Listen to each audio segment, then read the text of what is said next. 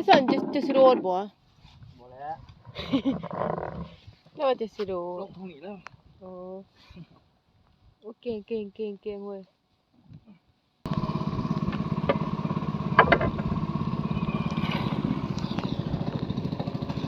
มันงอกบ่ได้มันคารถน่ะอืม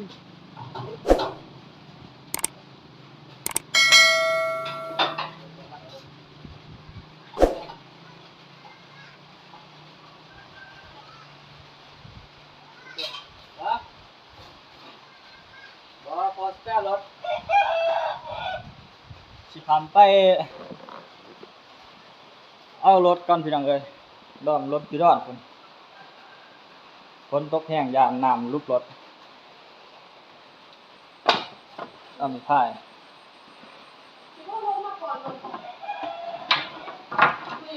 ฮะ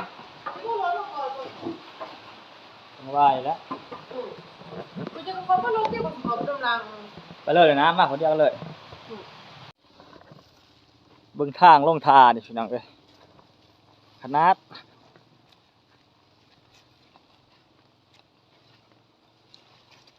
อยู่รอลงไปใส่เหือ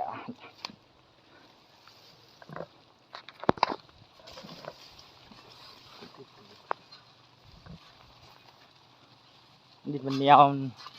อยู่ยากเขาเอาดินแดงมาเฮ็ดเหมือนดินที่น้ำนอ Honda GX 2,200ของไทยพี่น้องเอ้ยเอ้าเพื่อเขาเด้นี่แล้วอันอยู่ร้องนี่แล้วเบิ่งเพื่อก่อน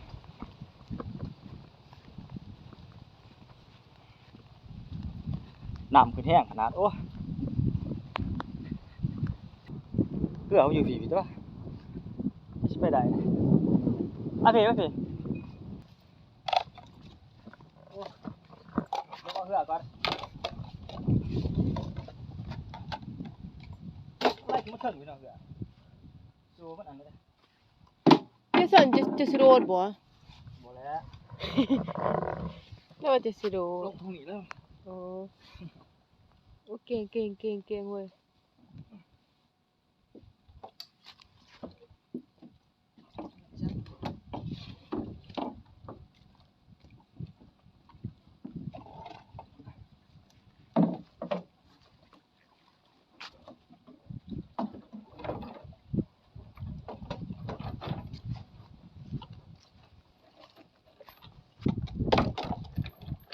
ฟังโยนหมดเลยเหรอ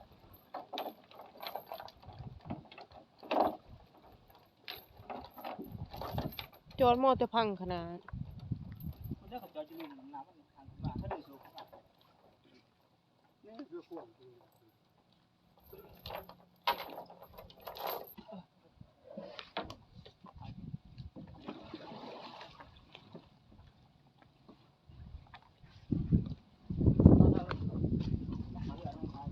น้ำไหลขึ้นมา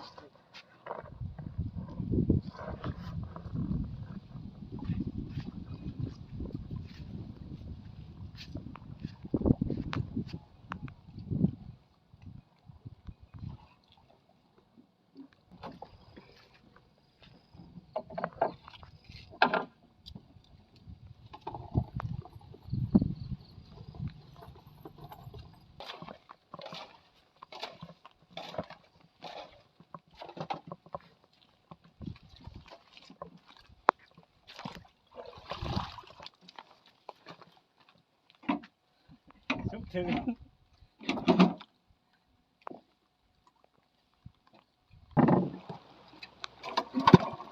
เอ้า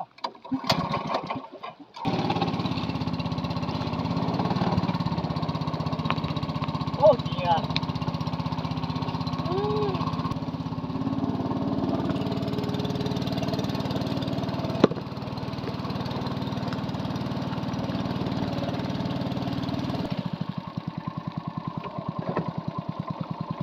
อะไรบอกแบบนั้นก็ใช่เนาะ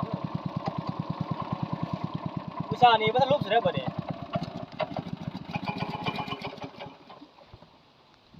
ผู้ชายบ่เนี่ยมันทะลุฉาก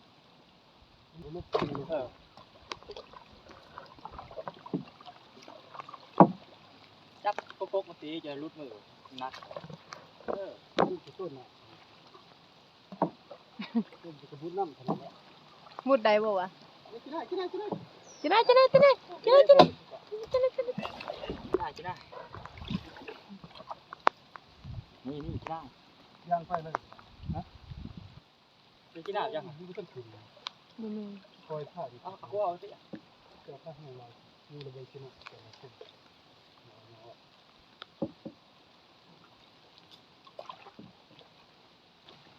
น้ำว่าพวกรถอันนั้นรถว่าถามสิเมาปานใดอ่ะ น้ำท่วม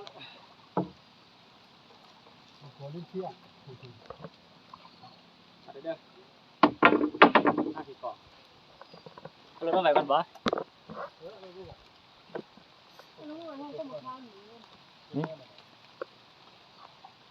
ตัวคนที่มาเลย ไม่มีน้ำหรอก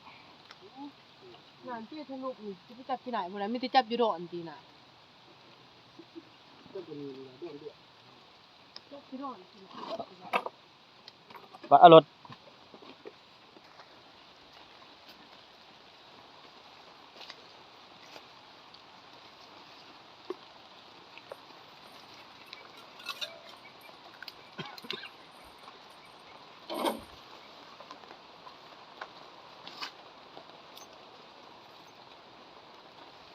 โอ้จักผู้สิตกกันใช่เด้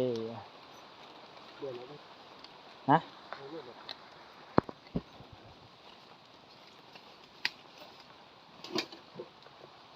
ออกกันเด้อ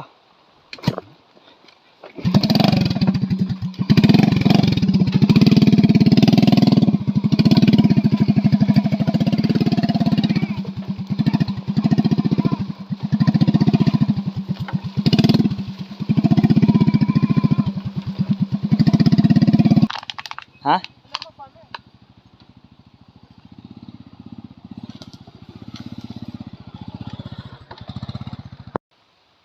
ไปขอไปเก็บหมูคุงเก็บพักขะก่อนจังสิเอารถขับเมื่อ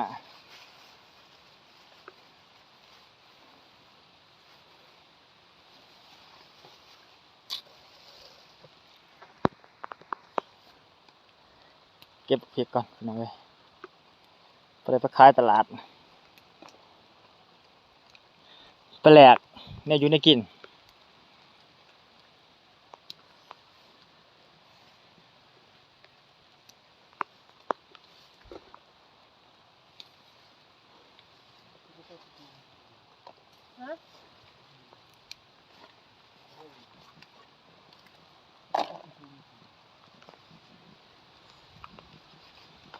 แดงคือมันคือโอ้ตกก็ใช่เดย์เดือน12ว่าฝนตกน้ำท่วมไปเคยเห็นกำลังเห็นปีนี้ได้นี่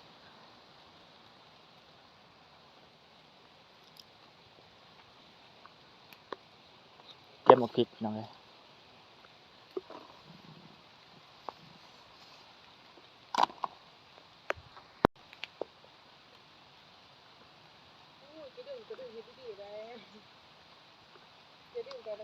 เก็บหมกพริกไปตลาด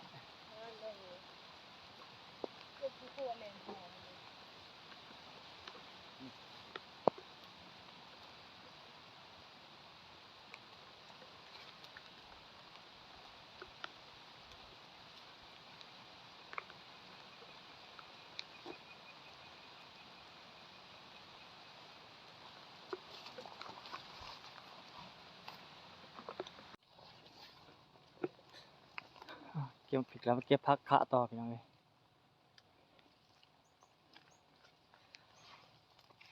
นี่ใบส้มนี้ต้มปลาคอต้มปลากดขังปลากดนี่โอ้ยแสบเลยนี่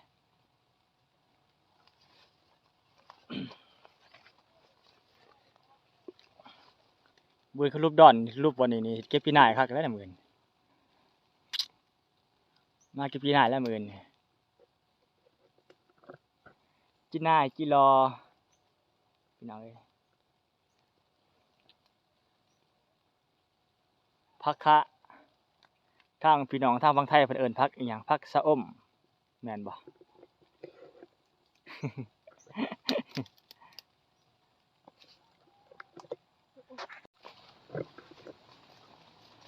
อ้าวได้บักฮุงยังไงบักฮุงกุกหน่วยหนึงอยู่นี่นี่นี่ครับว่าเนี่ยบักฮุง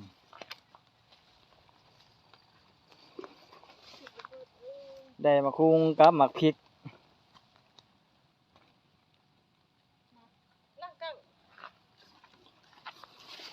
ใช่บักพริกอุได้บ่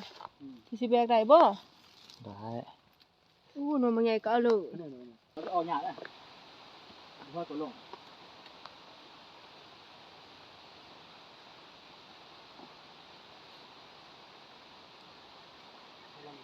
เอาแล้วเขาพร้อมจะออกงาน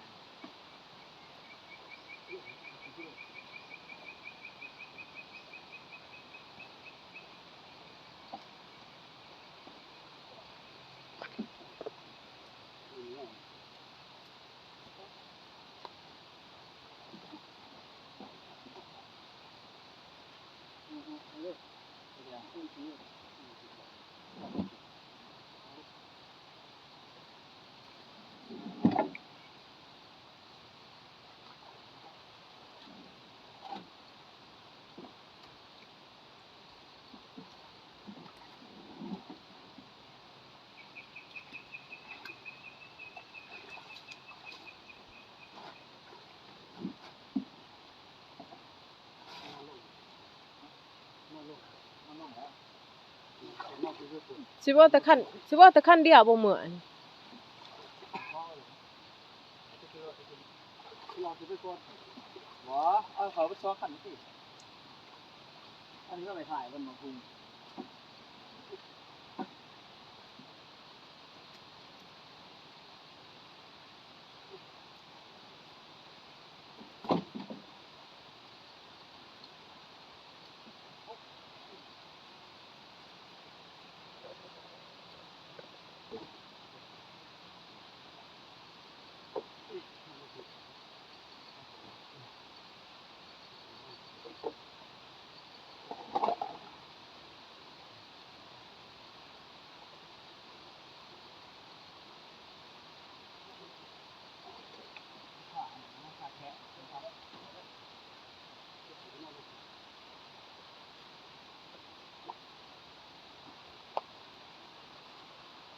ขันคนนี้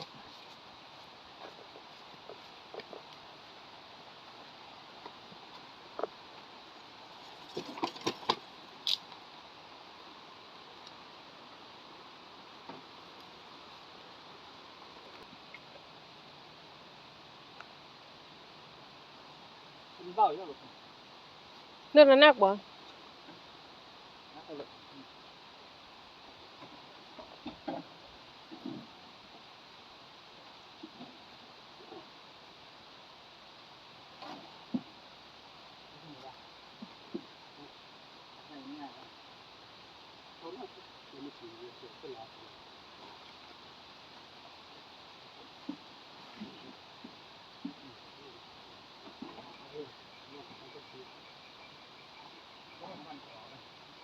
โอ้ยน้ำมันไหลเขาว่าปีนี้ผมซื้อไปนี้เราทำไม่ได้เราคงขอจะ อีต้นผมหาเล็ก2คนถ้าได้ของเมื่อวานนี่ก็อันนี้เลยเด้อเนาะว่ามันสิแดด ยังยาจะนั่งมาไปที่นั่งดูใจที่ใจรถ ใส่รถเลยเด้นี่ มาแค่ที่หน่อย ลูกจะพูดอยู่ อุปโยคอย่างเลย ผมก็ที่ได้รถ เอาไปที่ได้รถ รถมั่ง ปัดล้างนะ การสื่อเรื่องบุคาย ปัดล้างนะเอ้ย ผู้ใหญ่บ้านได้นี่ การสื่อทำมันหาลานบุคาย รถมึงบ้างเด้นี่มันจะ ที่ไหนได้เด้อ น้าคนนี้ชอบวอมตัวมุดมาใส่ รุ่นนี้นาว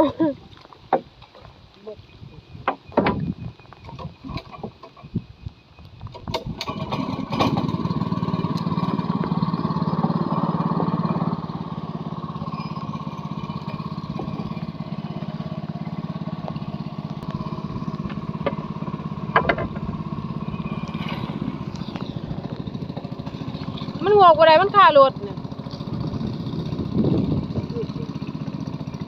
มึงน่ะเขาเว้ยเด้อเว้ยตัวนี้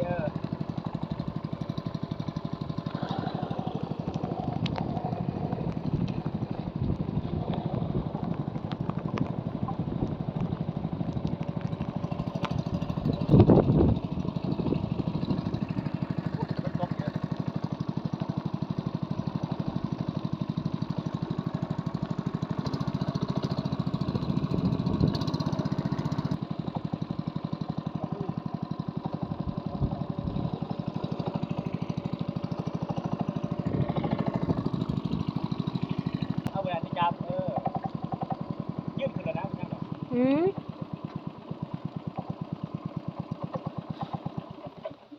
ยืดขึ้นแล้วยืดถ่าย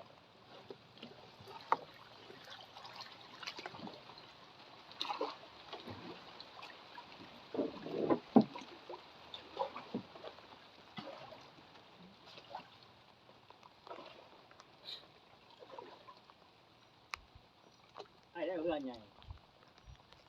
อืมคือเถื่อยพอพอดีเด็ดแต่คันเดียว คันเดียวนี่ไงคันเดียวไม่เชื่อ เออล้างดีๆ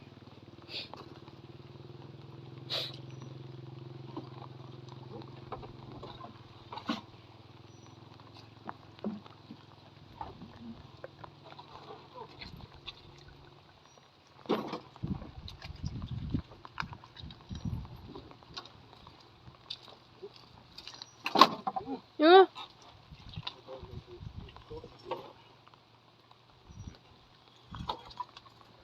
คิดถึงท่านก็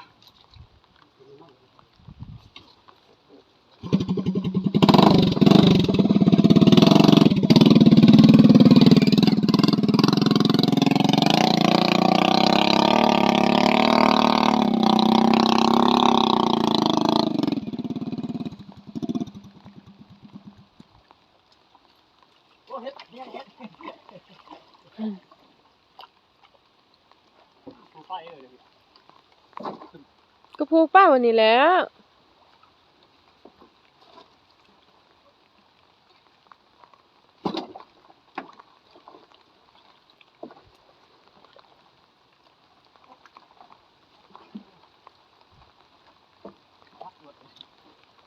มันก็ไม่นักนะ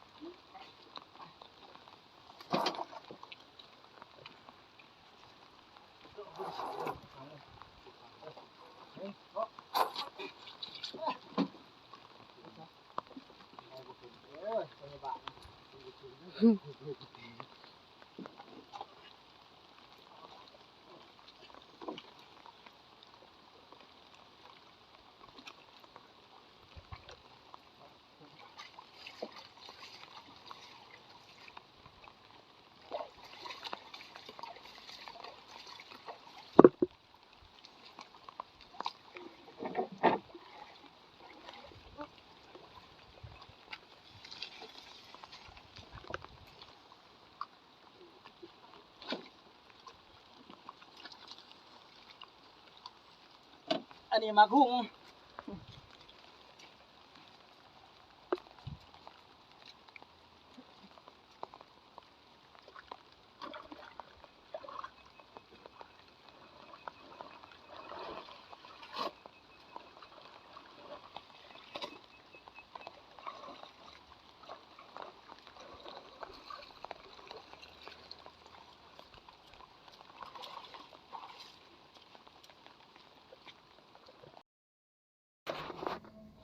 สำหรับคลิปนี้ก็สิลาท่านผู้ชมไปสำหรับนี้นะพี่น้องเนาะก็ขอบใจขอบพระคุณทุกท่านที่เข้ามารับชม ได้ติดตามก็ขอให้ทุกท่านจงมีสุขภาพแข็งแรงเด้อพี่น้องต่อไปนี้ก็ขอกล่าวคำว่าสบายดี